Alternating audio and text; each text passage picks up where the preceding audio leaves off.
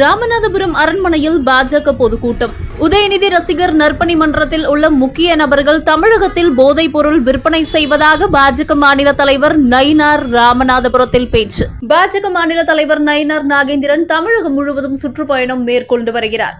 தமிழகம் தலை நிமிர தமிழனின் பயணம் யாத்திரை ராமநாதபுரம் வந்தடைந்தார். ராமநாதபுரம் மாவட்டத்திற்கு வருகை தந்துள்ள நயினார் நாகேந்திரன் அரண்மனையில் நடைபெறும் பொதுக்கூட்டத்தில் கலந்து கொண்டு பாஜக தொண்டர்கள் மத்தியில் உரையாற்றினார். அப்போது பேசிய அவர், கச்சத்தீவை இலங்கைக்கு திமுக தாரை வார்த்து ராமநாதபுரத்தில் முதுகு எலும்பாக உள்ள மீனவர்களுக்கு துரோகம் செய்தவர் கலைஞர். கச்சத்தீவை தாரை வார்த்துவிட்டு அப்படி ஒன்றுமே தெரியாமல் நடித்தவர் கலைஞர் கருணாநிதி.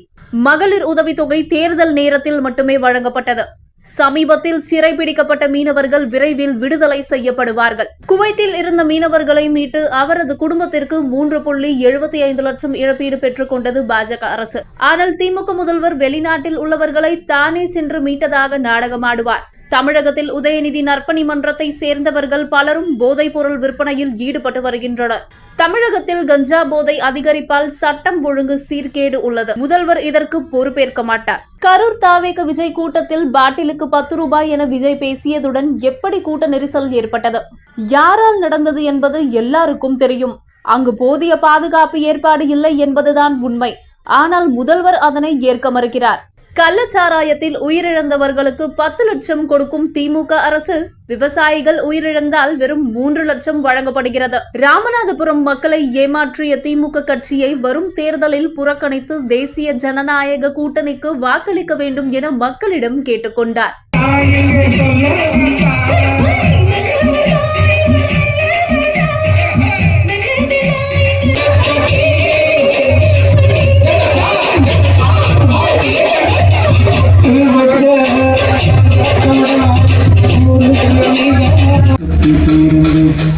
சின்ன பறவை போல் திசை எங்கும் பறந்து வெயிலிலும் பாரத் மாதா கி யாத்திரை நாயகன் திரு நயினார் நாகேந்திரன் அவர்கள் பாரத் மாதா கி மேடையில பேர் சொன்னவங்க மட்டும் உட்காருங்க. கூட்டணி கட்சி பேர் சொல்லி இருக்கு, அவங்க மட்டும் மேடையில உட்காருங்க. அன்போடு கேட்டுக்கொள்கிறோம்.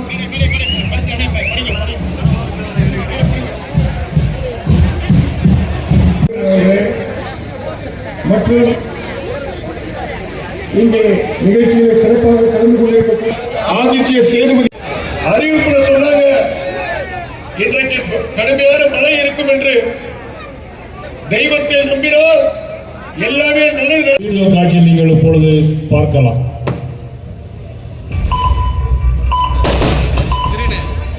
வீரம், வரலாறு, ஆன்மீகம்